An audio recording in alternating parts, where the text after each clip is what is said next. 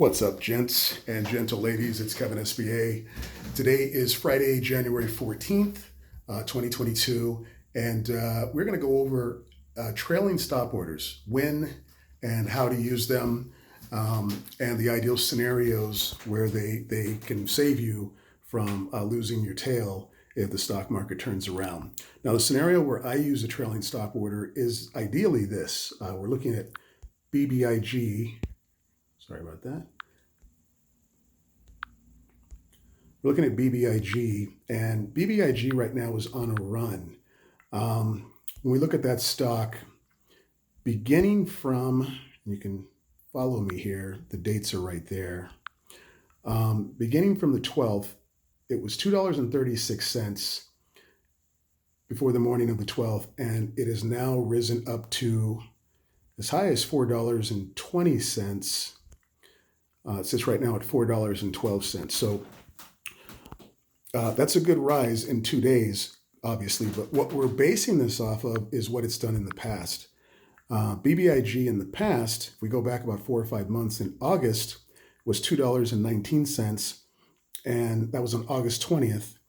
And by September 9th, it had got to $10.82. And you can see it's a pretty steep rise, even though this is the year view. So that's condensed. It wasn't that quick. It actually happened over a span of 2 weeks, even though it looks like it looks like it happened in a short period of time. That's not the case. That's actually 2 weeks. Yes, that's my writing with my finger. That really did happen. All right. So that's the scenario. We know it has the potential of getting there. What we don't want to have happen is it look like it's going to get there and then it turn around and dive back down to $2 from $4. I have 325 shares. So if it drops back down to $2, I lose $650, and that's not going to happen. So with a trailing stop order, that protects me from keeping that from happening, and helping everybody sleep a little better and that. So let's go here to how a trailing stop order works. So we know the scenario now of why we'd use one. Let's look at how we'd place it. First thing we want to do is we're going to go down and we're going to place it hitting the trade button. So you hit trade, we hit sell, and in our upper right corner here, we're going to hit shares, and then we're going to scroll down to trailing stop order. Here you'll see a diagram. Robinhood's kind enough to give us a diagram, and what you'll see is that you're going to basically be able to set a price that when it hits a peak, its highest point, you can decide that you'll only let the price drop 50 cents, 75 cents, whatever you designate, before it activates a sell. What we're going to do is initiate that right now by getting the trailing stop order going. Now, we look at what it says here. It tells us, and all this good information, trigger a market sell if BBIG falls below its highest price point. So it allows the stock the freedom to go as high as it can, but it places a fail-safe that if it hits a high number but drops dramatically down, you can designate how far down it drops before you want it to sell. So you're limiting your risk so it doesn't turn around and just drop, as I said, all the way back to $2 with that. On this page, what we'll do is I don't choose percentages. I choose the trail amount. I like to choose a dollar amount, and I'm going to put in 65 cents. I'm going to go back here and show you why I chose 65 cents, so you understand the rhyme and reason of how you decide how much of a trailing stop order you want to place. So when we go back to our week view here, let's look again at the numbers. Now, this is a 2-day span from the 12th to today, the 14th. In the week view, pick out the highest peaks to dips that you identify and find the difference in price. This is the system I use to decide how much of what price I'll decide for my trailing stop. So this is the peak, This is the dip. You want to find the largest ones. Here's another peak right here, and here's another dip. And then once again over here, there is another peak and a dip. So I'm going to use those three peaks and dips to help me determine in this 2-day period what I'm going to set my trailing stop order price to be. So let's get rid of that. Now let's take a look. Let's see what those were. So on the first peak, it was $3.12. It dipped down to $3.92. Okay, that's a 30 cents difference. So from looks like it was $3.19. So $3.19 to $2.92, 30 cents difference. So that's 30 cents for the first one. For the second peak to dip, it was $3.62. It dropped down to $3.37. So close to another 30 cents. On our third one, it was around $4.20 and it dipped down to $3.82. So that's a 40 cent. So that's our largest one. So it has the potential that we see here to drop down 40 cents in the ebb and flow of this stock rising. So it can go minus 40 from what we've seen so far and still be good, but in its ebb and flow of rising, it could drop down at least 40 cents. So what we want to do is identify a number that if it goes lower than, it's a little more of a signal that it's taking a serious drop down.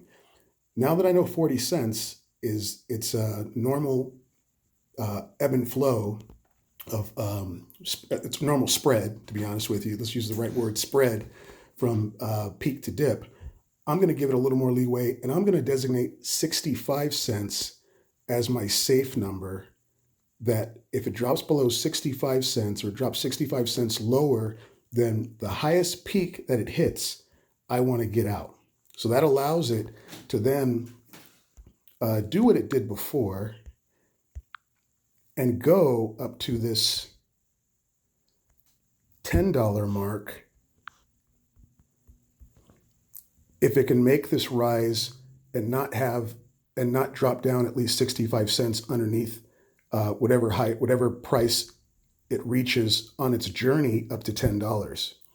Because if it drops lower than 65 cents, anywhere on this path to $10, if it drops anywhere less than 65 cents than whatever its highest peak was on its journey up, I want to get out, because to me, I feel like that might be just a complete turnaround and the stock could head down. And the reason I decide that is that, let's look at our numbers here. Personally, for me, the factors I'm using is that I have 325 shares. I bought in at $3.99. So right now the stock is at $4.06. If it does what I saw in August with my 325 shares, it can go up $6 more.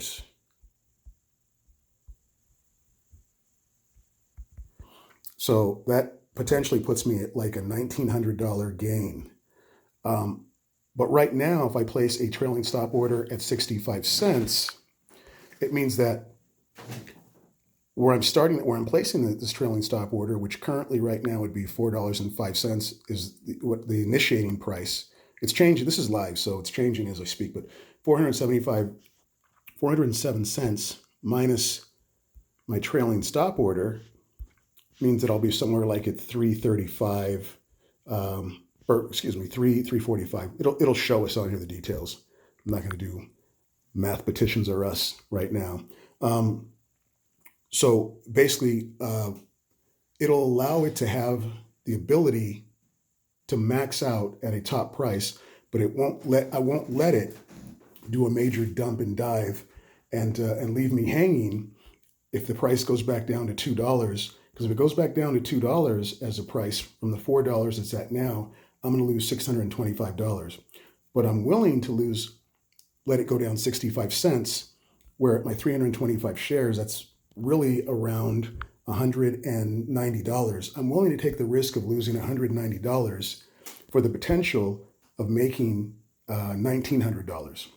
So that's the risk reward factor that I use to make this determination, and then decide that trailing stop order is the best call of action for this particular situation.